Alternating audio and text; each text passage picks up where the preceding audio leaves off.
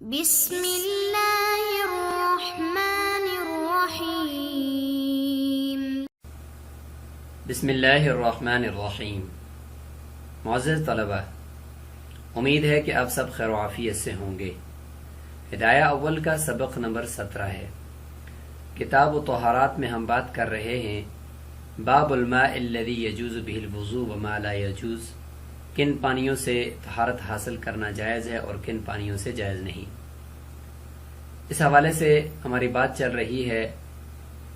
مائع مقید سے متعلق، یعنی ایسا پانی جو ٹھہرا ہوا ہو یا جاری ہو، اس میں کوئی ناپاک چیز گر جائے تو اس کا کیا حکم ہوگا۔ پانی کی مقدار، جیسے کہ بڑے حوض، ان سے متعلق بھی بات ہوئی،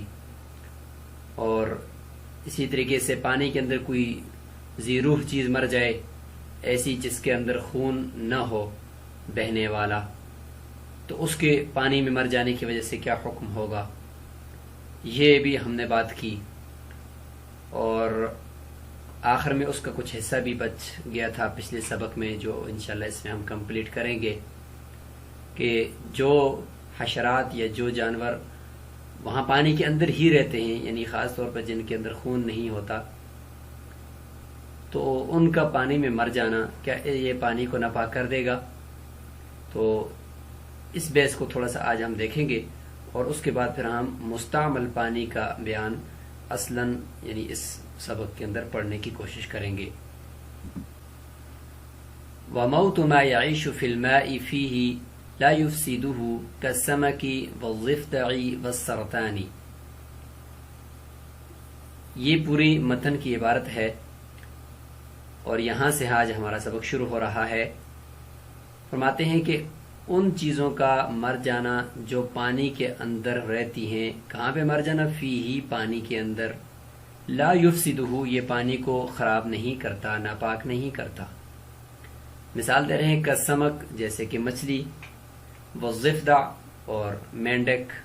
والسرطان، اور کیکڑا۔ تو یہ کچھ مثالیں ہیں جن میں یہ بتایا جا رہا ہے کہ وہ جانور یا وہ حشرات جو پانی کے اندر ہی رہتے ہیں، تو ان کے پانی میں مر جانے کی وجہ سے پانی ناپاک نہیں ہوگا۔ مینڈک دو قسم کا ہوگا، ایک پانی کا ہوتا ہے، اس کو بحری کہتے ہیں، اور ایک خشکی اور پانی دونوں میں رہتا ہے، اس کو بری کہتے ہیں۔ تو سرطان کیکڑا ہوتا ہے، یہ ہے کیکڑا، اور یہ دیکھیں اس کے یہ سینگ وغیرہ ہوتے ہیں، اور یہ کیکڑا، اس کو سرطان عربی میں کہتے ہیں۔ یہ اگر پانی میں مر جائے تو چونکہ اس کے اندر خون نہیں ہوتا، ہم آگے تشریح کریں گے انشاءاللہ، اور دوسرا یہ کہ پانی کے اندر ہی ہوتا ہے یہ، تو لہٰذا اس کے پانی کے اندر مر جانے کی وجہ سے پانی ناپاک نہیں ہوگا۔ یہ ہے مینڈک بحری، اس کو کہا جاتا ہے۔ اور بری اور بحری کے درمیان فرق یہ ہے کہ اس کے یہ جو پاؤں ہیں، اس پاؤں کے درمیان میں دیکھیں، انگلیوں کے درمیان میں جال ہے، تو یہ جو پنجوں کے اندر پاؤں کے درمیان میں یہ جو جال ہے، یہ علامت ہے بحری ہونے کی۔ اور جو بری ہوتا ہے وہ اگر آپ دیکھیں تو اس میں یہاں پہ دیکھیں اس کی کوئی جال وغیرہ نہیں ہے، یہاں پہ دیکھیں جال نہیں ہے۔ تو بری اور بحری مینڈک، تو اس کا یہ فرق آپ یہاں پہ ملاحظہ فرما سکتے ہیں۔ تو اس پوری بحث کا خلاصہ یہ ہوگا کہ جو جانور پانی میں رہتے ہیں ان کے اندر خون نہیں ہوتا، تو اصل ناپاک کرنے والی چیز تو خون ہے، جیسے کہ ابھی جو سبق ہم نے پچھلا پڑھا ہے اس میں ہم نے یہ ذکر کر دیا ہے کہ خون جو دم مسفوح ہوتا ہے، اس کی وجہ سے وہ چونکہ ناپاک ہے، تو اس کی وجہ سے جو جس چیز میں وہ گرتا ہے تو وہ بھی ناپاک ہو جاتی ہے۔ تو ان کے اندر تو خون ہوتا نہیں ہے، چونکہ خون والی چیز وہ پانی کے اندر رہ نہیں سکتی، یہ پکی بات ہے۔ تو چونکہ پانی کا جو مزاج ہے وہ ٹھنڈا ہے اور خون گرم ہے، تو یہ دونوں چیزیں آپس میں وہاں پہ میچ نہیں کرتی، لہٰذا جو چیزیں پانی میں رہنے والی ہوں گی ان کے اندر خون نہیں ہوگا، تو خون ہی ناپاک کرنے والی چیز ہوتی ہے، تو لہٰذا جب ان کے اندر خون نہیں ہے تو ان کے مر جانے سے پانی ناپاک نہیں ہوگا۔ اور دوسری بات یہ ہے کہ نجاست جب اپنے محل کے اندر ہو، معدن کے اندر ہو، تو وہ اس جگہ کے اندر جب تک ہوتی ہے تو اس کو ہم یہ نہیں کہیں گے کہ نجاست اپنے محل میں، تو لہٰذا اس نے پورے محل کو یا اس جس محل میں ہے تو اس کی وجہ سے وہ سارا جسم ناپاک ہو جائے گا۔ نجاست جب اپنے محل میں ہوتی ہے تو وہ اس محل میں ہوتے ہوئے وہاں پر تو ٹھیک ہے وہ ناپاک ہے، لیکن اس باقی جو ہوتا ہے اس کو وہ ناپاک نہیں کرتی۔ جیسے کہ مثال کے طور پر اگر انسان کا جسم ہے تو جسم کے اندر خون ہے اور اندر انتڑیوں کے اندر پیشاب پخانہ بھی ہوتا ہے، لیکن اس کے باوجود انسان نماز پڑھ رہا ہوتا ہے، تو چونکہ نجاست اپنے محل میں ہے، مثانے کے اندر ہے، انتڑیوں میں ہے، تو اس کی وجہ سے جسم ناپاک نہیں کہلائے گا، نہ وہ پورے جسم کو ناپاک کرے گی۔ اس طریقے سے چمڑے کے اندر، رگوں کے اندر خون ہے تو وہ خون بھی ناپاک ہے، لیکن چونکہ اپنے محل میں ہے تو وہ جسم کو ناپاک نہیں کر رہا۔ تو لہٰذا یہ جو جانور سمندر کے اندر ہی رہتے ہیں تو وہ ان کا معدن ہے، وہ اپنے محل میں ہیں، لہٰذا اپنے محل میں جب تک وہ ہیں تو اگر ادھر مر جاتے ہیں تو اس کی وجہ سے وہ پانی کو ناپاک نہیں کریں گے۔ تو یہ خلاصہ ہے۔ اب چلتے ہیں ائمہ کے اقوال کی طرف۔ وقال شافعی رحمہ اللہ، امام شافعی رحمہ اللہ فرماتے ہیں یفسدہ الا السمک، اس پانی کو یہ والی چیزیں جب مر جاتی ہیں تو پانی کو ناپاک کر دیتی ہیں، الا السمک سوائے مچھلی کے، کہ مچھلی جو ہے وہ ناپاک نہیں کرتی۔ لما مرہ، جس طریقے سے قبل میں گزر گیا کہ کرامت کے بغیر امام شافعی رحمہ اللہ کے نزدیک کوئی چیز کرامت کے بغیر حرام ہے تو وہ اس کے نجاست کی علامت ہے۔ جیسے کہ وہ فرماتے ہیں کہ انسان کرامت کی وجہ سے حرام ہے اس کا کھانا، انسان کا گوشت کھانا یا انسان کا کسی بھی چیز کا حلال ہونا، تو وہ نجس نہیں ہوگا چونکہ کرامت کی وجہ سے حرام ہے۔ اس کے علاوہ اگر کوئی جانور وغیرہ، اس کے علاوہ جتنی بھی چیزیں جو حرام قرار دی گئی ہیں تو وہ نجس بھی ہیں، چونکہ کرامت کی وجہ سے حرام نہیں تو پھر اس کے علاوہ کوئی اور سبب نہیں ہے ان کے حرام ہونے کا، لہٰذا وہ نجس ہیں۔ تو مچھلی چونکہ حلال ہے لہٰذا یہ نجس نہیں ہے۔ اس کے علاوہ جو مینڈک ہے اور سرطان ہے، اگر ان کو کہا گیا کہ یہ نجس ہیں، اگر ان کو کہا گیا کہ یہ حرام ہے تو پھر یہ نجس بھی ہوں گے امام شافعی رحمہ اللہ کے نزدیک۔ ولنا احناف کے نزدیک اس کا جواب یہ ہے اور دلائل بھی ہیں کہ انہما فی معدنہ، کہ یہ جو چیزیں ہیں یہ مری ہیں اپنے ٹھکانے کے اندر، اپنے مقام پر، فلا یعطی لہ حکم النجاست، ان کو نجاست کا حکم نہیں دیا جائے گا۔ کبیضۃ، جیسے کہ انڈا ہے، حال محھا دمن، اس کا جو مح ہے یعنی اندر جو اس کی زردی ہے وہ خون بن جائے، انڈے کے اندر زردی خون بن جائے تو ناپاک ہو گئے، لہذا اس انڈے کو آپ جیب میں رکھ کر نماز پڑھ سکتے ہیں، کیونکہ وہ جو خون بنا ہے وہ اپنے محل میں ابھی تک باہر نکلا نہیں ہے، جس طریقے سے انسان کے اندر پیشاب ہے، ورنہ تو تمام انسان ناپاک ہو جائیں گے۔ وَلِأَنَّهُ لَا دَمَ فِيهَا، دوسری ہماری دلیل یعنی احناف کی دلیل یہ ہے کہ اس میں خون نہیں ہوتا، ان چیزوں میں جو پانی میں رہتی ہیں ان میں خون نہیں ہے۔ کیوں؟ اس لیے کہ الدموی لا يسكن في الماء، پانی کے اندر خون والی چیز وہ نہیں رہ سکتی، لہذا جب یہ بات ثابت ہوگی کہ ان کے اندر خون نہیں ہے تو فرماتے ہیں کہ وَالدَّمُ هُوَ الْمُنَجِّسُ، خون ہی تو ناپاک ہوتا ہے، جب خون نہیں ہے تو پھر ناپاک ہی نہیں ہے کچھ چیز بھی۔ وفی غیر الماء، پانی کے علاوہ اگر مچھلی یا مینڈک یا یہ کیکڑا وغیرہ پانی کے علاوہ کسی دوسری چیزوں کے اندر، وہ زمین پر کسی دوسری چیزوں کے اندر گر کر وہ مر جائیں تو بعض کہتے ہیں کہ غیر السمک یفسدہ، مچھلی کے علاوہ جو دوسرے ہیں مینڈک وغیرہ وہ اس چیز کو ناپاک کر دیتے ہیں، خراب کر دیتے ہیں۔ لِانْعِدَامِ الْمَعْدَنِ، وجہ یہی ہے، یہ دلیل ہمارے پاس کہ چونکہ وہ اپنے معدن اور اپنے ٹھکانے سے باہر نکل کر دوسری جگہ پہ چلے گئے، چونکہ ہے تو وہ پانی کی مخلوق لیکن باہر جا کر کسی دوسری چیز کے اندر وہ اندر داخل ہو کر اس کو انہوں نے خراب کر دیا۔ وقیلہ، اور بعض کی نزدیک یہ بھی ہے کہ لا یفسدہ، فاسد نہیں کرتا، وجہ یہ کہ دوسری جو دلیل ہے کہ لعدم الدم، ان میں خون نہیں ہے، اگرچہ معدن سے تو نکل آئے لیکن خون نہیں ہے۔ وہو الاصح، یہ قول صحیح ہے کہ پانی کی کوئی مخلوق یا پانی کی کوئی حشرات یا کیڑا وغیرہ وہ اگر باہر نکل کر کسی چیز کے اندر چلا جاتا ہے، کسی پھل کے اندر یا کسی اور چیز کے اندر، تو اس کو ناپاک نہیں کرتا۔ والضفدع البحری والبری فیہ سواء، سمندری مینڈک اور جو خشکی کا مینڈک ہے ان دونوں کا حکم ایک ہی ہے، جو خشکی والا ہوتا ہے وہ بھی پانی کے اندر رہنے کی صلاحیت رکھتا ہے اور دونوں جگہوں پر، اور بحری جو ہوتا ہے وہ صرف سمندر میں ہوتا ہے۔ اور ان کے درمیان جو فرق ہے وہ بتا دیا. وقیل البری مفسد، اور بعد نے کہا کہ بری جو ہوتا ہے جو زمین پر خشکی پر رہتا ہے وہ خراب کر دیتا ہے چیزوں کو اگر اس میں وہ مر جائے. لوجود الدم و عدم المعدن، کہ اس کے اندر خون بھی کچھ نہ کچھ ہوتا ہے اس لیے وہ خشکی پر رہتا ہے، اور عدم المعدن، اور وہ اپنے ٹھکانے پر بھی نہیں ہوتا باہر جب ہوتا ہے. تو ان دونوں صورتوں کے اندر وہ چیز کو فاسد کر دیتا ہے جب وہ مر جائے. وما یعیش فی الماء، اچھا یہاں تک تو بات مکمل ہوگی. آگے یہ بتاتے ہیں کہ پانی کے اندر جو جانور رہتا ہے اس کی کیا تعریف ہے، کیا علامت ہے. تو فرماتے کہ وما یعیش فی الماء ماء، پانی کے اندر رہنے والا جانور وہ ہوتا ہے یکون توالدہ و مثواہ فی الماء، جس کا توالد و تناسل یعنی پیدائش اور بچوں کا پیدا کرنا اور اس کا ٹھکانہ دونوں چیزیں پانی کے اندر ہوں، کوئی ایک چیز نہیں، دونوں چیزیں. ومائی المعاشی دون مائی الولدی مولدی مفسد، لہذا ایسا جانور کہ جو رہتا پانی میں ہو، معاش اس کا پانی میں ہے لیکن مولد اس کا پانی میں نہیں ہے، یہ ایسا جانور ہوتا ہے کہ یہ اگر کسی جگہ میں یا کسی پانی وغیرہ کے اندر گر جائے تو یہ اس کو فاسد کر دیتا ہے. وجہ یہ ہے کہ اس کی ایک چیز پانی میں ہے دوسری چیز پانی میں نہیں، یعنی پیدا تو یہ خشکی پر ہوا ہے، رہتا پانی میں، جیسے کہ بطخ ہے یا اسی طریقے سے دوسری چیزیں ہیں جو پانی کے اوپر تو تیرتی ہیں لیکن ہیں وہ خشکی کے اندر پیدا کی گئی ہیں. تو اسی طریقے سے یہ چیزیں اگر کسی پانی کے اندر گرتی ہیں تو اس کو فاسد کر دیں گی. تو یہاں یہ بات مکمل ہوگی جس کا خلاصہ یہ تھا کہ جو سمندری مخلوق ہے وہ پانی کے اندر اگر مر جاتی ہے تو چونکہ اس کے اندر خون نہیں ہوتا اور وہ اپنے معدن میں ہوتی ہیں تو وہ پانی کو ناپاک نہیں کرتی. اب یہاں سے آگے ہم اپنی بحث کی طرف آتے ہیں، والماء المستعمل کی طرف. الماء المستعمل لا يطهر الاحداث، مائع مستعمل حدثوں سے پاکی حاصل نہیں، حدثوں سے پاک نہیں کرتا، یہ اس کا ترجمہ ہے. یعنی وضو کسی کا ٹوٹا ہوا ہے تو وہ اس استعمال شدہ پانی سے وضو نہیں کر سکتا، یا غسل واجب ہے تو غسل جنابت وہ اس استعمال شدہ ایک دفعہ استعمال شدہ پانی سے نہیں کر سکتا. مائع مستعمل،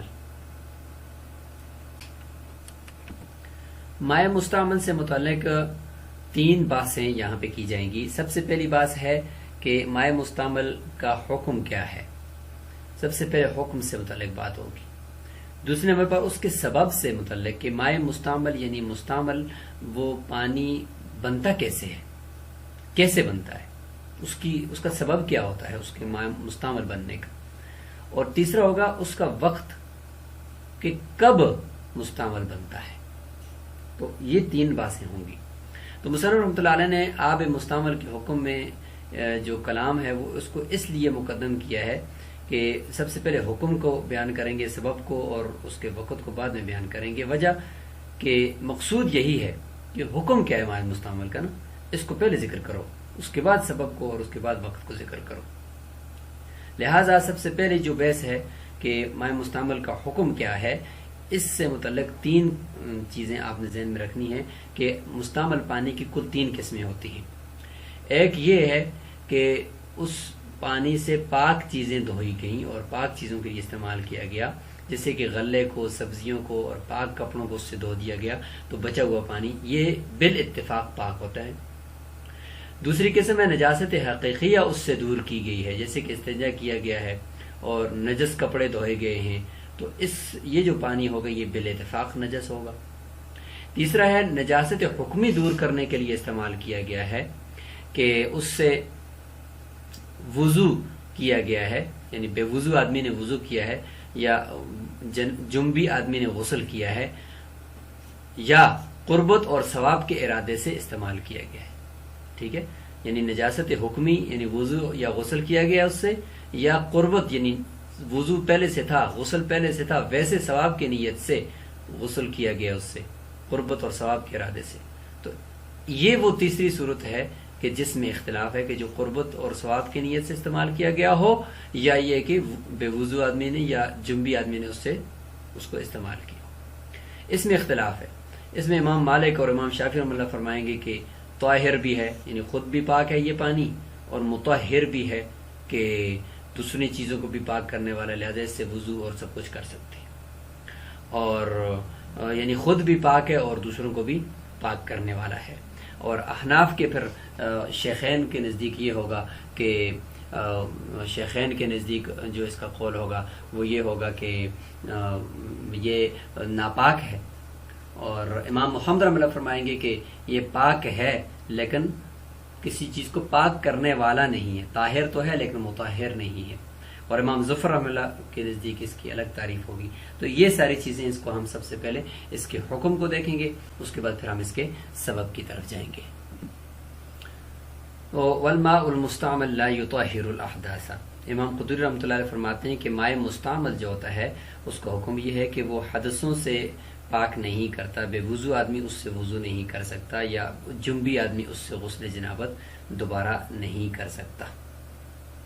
یہ اس کا حکم متن کے اندر ہے. خلاف لمالک والشافعی رحمہم اللہ,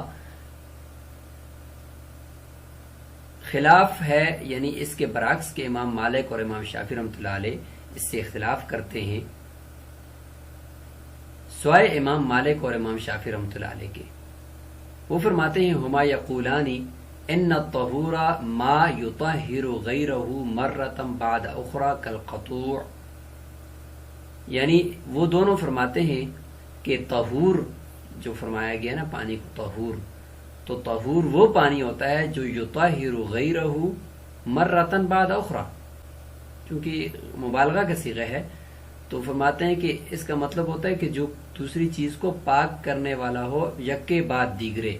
ایک کے بعد دوسری مرتبہ تیسری مرتبہ, اس لیے تو طہور اس کو کہیں گے. جیسے کل قطوع کاٹنے والا, تو بار بار کاٹنے والے کو قطوع کہتے ہیں, تو طہور بھی بار بار پاک کرنے والا. تو لہٰذا اس سے پتہ چلا کہ یہ طہور کا مطلب ہے بار بار پاک کرنے والا, چونکہ اللہ تعالیٰ نے خود اس کو طہور کہا ہے تو ان کی یہ دلیل ہوگی. وقال ظفر رحمہ اللہ, امام ظفر رحمہ اللہ فرماتے ہیں وہو احد قول الشافعی رحمہ اللہ, امام شافعی رحمہ اللہ کی بھی دو قولوں میں سے ایک قول یہی ہے. کیا ہے کہ ان کان المستعمل متوضیا فهو طہور, اگر استعمال کرنے والا شخص وہ پہلے سے وضو میں ہے اور دوبارہ ویسے ہی اس کو استعمال کر رہا ہے, تو یہ جو استعمال دوبارہ اس نے کیا تو اس صورت میں یہ پانی طہور ہوگا, یعنی خود بھی پاک ہے اور دوسری چیز کو بھی پاک کر سکتے ہیں اور اس سے وضو بھی کر سکتے ہیں. وَإِن كَانَ مُحْدِثًا, اگر وہ وضو کرنے والا جو ہے وہ پہلے بے وضو تھا, اب دوبارہ نئے سرے سے وہ وضو کر رہا ہے, تو فَهُوَ طَاهِرٌ, یہ پانی پاک تو ہے, غیر طہور, لیکن دوسری غیر طہور, دوسری کسی چیز کو پاک کرنے والا نہیں ہے. خود پاک ہے, کپڑوں کے ساتھ لگ گیا تو نماز ہو جائے گی, لیکن کسی اور چیز کو پاک کرنے والا نہیں ہے. یہ امام ظفر رحمہ اللہ فرماتے ہیں لِأَنَّ الْعُضْوَ طَاهِرٌ حَقِيقَةً وَبِاعْتِبَارِهِ يَكُونُ الْمَاءُ طَاهِرًا لكنه نجس حكما وباعتباره يكون الماء نجسا فقلنا بانتفاء الطهورية وبقاء الطهارة عملا بالشبهين. یہ امام ظفر رحمۃ اللہ علیہ کی دلیل ہے. وہ فرماتے ہیں اس لیے کہ یہ پانی اگر استعمال کرنے والا بوضو ہو تو دوبارہ وضو کر رہا ہے تو یہ پانی پاک بھی ہوگا اور پاک کرنے والا بھی ہوگا, اور اگر وہ محدث ہے, بے وضو ہے, تو پانی پاک تو ہوگا لیکن پاک کرنے والا نہیں ہوگا. وجہ کیا ہے کہ لأن العضو طاہر حقیقتاً, اس لیے کہ جو عضو ہے انسان کا وہ تو حقیقت میں پاک ہے, اس کے ساتھ کوئی نجاست تو نہیں لگی ہوئی, حکماً اس کو دھویا جا رہا ہے. وباعتبارہ یکون الماء طاہرا, اس اعتبار سے اگر دیکھا جائے تو یہ پانی خود پاک ہے کیونکہ عضو ہی پاک ہے. لیکنہ نجس حکماً, لیکن حکماً چونکہ یہ عضو ناپاک شمار ہوا ہے, نماز نہیں پڑھ سکتے آپ اس صورت میں جب تک اس سے پانی نہیں بہائیں گے, تو حکماً یہ عضو ناپاک ہے, ظاہری نجاست نہیں ہے. تو وباعتبارہ یکون الماء نجسا, اس اعتبار سے تو پانی نجس ہونا چاہیے کیونکہ اس نے ایک ناپاک عضو کو دھویا ہے. تو دونوں طرف اس کی مشابہت ہیں, یعنی پاک کی طرف بھی اور ناپاک کی طرف بھی. لہذا فقلنا, امام ظفر ہم فرماتے ہیں بانتفاء طہوریت و بقاء طہارت, ہم یہ قول کریں گے کہ یہ طہوریت کی نفی کر دیں گے اور طہارت کی بقا کا قول کر دیں گے. یعنی خود تو پاک ہے لیکن طہور کسی کو پاک کرنے والا نہیں ہے. عمل بالشبہین, دونوں مشابہتوں کی طرف کے اوپر عمل کرتے ہوئے. یہ امام ظفر رحمۃ اللہ علیہ کا قول ہو گیا, جس کا خلاصہ یہ ہوا کہ اگر وضو کرنے والا بوضو پہلے سے تھا تو یہ پاک بھی ہے, پاک کرنے والا بھی ہے, اور اگر وہ بے وضو تھا تو یہ پانی پاک تو ہے لیکن پاک کرنے والا نہیں. امام محمد رحمہ اللہ کا قول یہ ہے، اور یہی امام ابو حنیفہ رحمۃ اللہ علیہ کی بھی ایک روایت ہے کہ ہوا طاہر غیر طہور،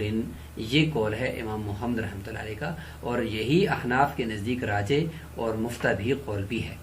فرماتے ہیں کہ یہ مستعمل پانی، یہ حکم اس کا یہ ہے کہ یہ پاک بھی ہے، پاک تو ہے لیکن پاک کرنے والا نہیں ہے، اس سے وضو غسل نہیں کیا جا سکتا، یعنی نجاست حکمی اس سے زائل نہیں ہو سکتی۔ باقی اس سے اگر کوئی نجاست حقیقیہ سامنے کوئی نظر آئی ہوئی ہے تو اس سے آپ اس کو اس کپڑے سے اگر اتاریں تو اس کو تو پاک کر دے گا، لیکن یہ وضو آپ اس سے نہیں کر سکتے، غسل آپ اس سے، نجاست حکمیہ اس سے آپ زائل نہیں کر سکتے۔ یہ ہے احناف کا، امام محمد رحمۃ اللہ علیہ کا قول۔ لأن ملاقات الطاهر الطاهر لا توجب التنجس إلا أنه أقيمت به قربة فتغيرت به صفته كمال الصدقة، یہ امام محمد رحمۃ اللہ علیہ کی دلیل ہے۔ وہ فرماتے ہیں کہ اس لیے کہ پاک پانی ہے اور عضو بھی پاک ہے، تو پاک پانی کا پاک عضو کے ساتھ ملنا لا توجب التنجس، یہ تو نجاست کو ثابت نہیں کرتا نا۔ ہاں البتہ انه اقیمت به قربۃ، اس لیے کہ چونکہ اس پانی کے ذریعے سے ایک قربت کو قائم کیا گیا ہے، ایک ثواب کی نیت سے اس کو استعمال کیا گیا ہے، تو امام محمد رحمۃ اللہ علیہ کے نزدیک ثواب کی نیت کا ہونا ضروری ہے، تب یہ پانی مائع مستعمل کہلائے گا، ثواب کی نیت کا ہونا ضروری ہے امام محمد رحمۃ اللہ علیہ کے نزدیک۔ فتغیرت به صفته، لہٰذا جب اس کو ثواب کی نیت سے استعمال کیا، یعنی حدث کو زائل کرنے کی نیت سے یا ثواب کی نیت سے، تو اس سے اس کی صفت تبدیل ہو گئی، پانی کی صفت تبدیل ہوگی۔ جیسے کہ صدقے کا مال ہے، پہلے تو وہ آپ کا مال، آپ کا اس کا حکم یہ تھا کہ وہ پاکیزہ مال تھا، اور جس طرح آپ کا دوسرا مال ہے یہ ہے، لیکن جب آپ نے اس کے اندر صدقے کی یا زکوٰۃ کی نیت کر لی تو اب وہ مال جو ہو گیا اب وہ صدقے کا مال کہلائے گا، وہ زکوٰۃ کا مال کہلائے گا، اس کو حضور صلی اللہ علیہ وسلم یا ان کی جو اہل بیت ہیں وہ استعمال نہیں کر سکیں گے، کیونکہ ان کے لیے پھر غسالۃ الناس جو ہے وہ استعمال کرنا درست نہیں ہوگا۔ دیکھیں اس کا حکم تبدیل ہوا، تو جس طریقے سے مال کے اندر جب صدقے کی نیت کر دی جاتی ہے تو اس کا حکم تبدیل ہو جاتا ہے، اس کے اندر تبدیلی آ جاتی ہے، اسی طریقے سے اس پانی کے اندر ایک طرح کی تبدیلی آ گئی ہے، لہٰذا اس صورت میں یہ پھر ان جگہوں پہ استعمال نہیں ہو سکتا جہاں پہ مائع مطلق استعمال ہوتا تھا۔ وقال ابو حنیفہ و ابو یوسف رحمہم اللہ، شیخین فرماتے ہیں ہوا نجس، شیخین فرماتے ہیں کہ یہ مائع مستعمل ناپاک ہوتا ہے، لقول علیہ السلام لا یبولن احدکم فی الماء الدائم الحدیث ولانه ماء ازیلت به النجاسۃ الحکمیہ فیعتبر بماء ان ازیلت به النجاسۃ الحقیقیہ، یہ شیخین کی دلیل ہے۔ فرماتے ہیں کہ یہ ناپاک ہے، وجہ کہ آپ صلی اللہ علیہ وسلم نے فرمایا کہ لا یبولن احدکم فی الماء الدائم، کہ تم میں سے کوئی آدمی دائم یعنی ٹھہرے ہوئے پانی کے اندر پیشاب نہ کرے، اور حدیث کا اگلا ٹکڑا ہے کہ ولا یغتسلن، یعنی اس میں جنابت کا غسل بھی نہ کرے، جنابت کا غسل بھی نہ کرے۔ تو یہ دو باتیں آپ صلی اللہ علیہ وسلم نے فرمائی ہیں، تو اس سے پتہ چلا کہ حدیث کے ایک ٹکڑے سے کہ جنابت کا غسل نہ کرے تو گویا کہ طہارت یعنی نجاست حکمیہ یعنی ولا یغتسلن فیہ من الجنابۃ، کہ اس میں جنابت کا غسل بھی نہ کرے، تو مطلب یہ کہ اگر جنابت کا غسل یعنی حکمی جو نجاست ہے اگر وہ اگر ادھر کرے گا تو اس کو زائل کرے گا تو اس کی صورت میں بھی یہ پانی ناپاک ہو جائے گا، حدیث کا یہ مطلب ہے، اور اگر پیشاب کرے گا تو پھر بھی پانی ناپاک ہو جائے گا۔ گویا کہ حدیث کے دونوں ٹکڑوں میں ایک میں نجاست حقیقیہ سے ناپاکی کا ثبوت ملا، اور دوسری سے نجاست حکمیہ یعنی غسل جنابت کرنے کی وجہ سے اس پانی کے ناپاک ہونے کا ثبوت ملا۔ تو شیخین فرماتے ہیں کہ دیکھو دونوں صورت میں وہ پانی ناپاک شمار ہوا، حالانکہ غسل کرنے کی وجہ سے وہ مائع مستعمل کہلاتا، ناپاک تو نہ ہوتا، لیکن آپ صلی اللہ علیہ وسلم کے منع کرنے کا مطلب یہ کہ وہ پانی ناپاک ہو جاتا ہے، لہذا پانی نجس ہو جائے گا مائع مستعمل۔ دوسری عقلی دلیل ان کی یہ کہ ماؤن یہ ایسا پانی ہے کہ ازیلت بھی نجاست الحکمیہ، کہ اس سے نجاست حکمیہ یعنی حدث اصغر یا حدث اکبر کو زائل کیا گیا ہے، فیعتبر بماء، پس اس کو قیاس کیا جائے گا اس پانی کے اوپر ازیلت بھی نجاست الحقیقیہ جس سے نجاست حقیقیہ زائل کی جاتی ہے۔ جس طریقے سے کسی پیشاب یا پاخانے کو آپ جس پانی سے دھوتے ہیں تو وہ پانی ناپاک ہو جاتا ہے، تو نجاست حکمیہ سے جس چیز کو نجاست حکمیہ جس چیز سے زائل کی گئی ہے تو جس پانی سے، تو وہ پانی بھی تو پھر ناپاک ہونا چاہیے نا، یہ شیخین کی دلیل ہے۔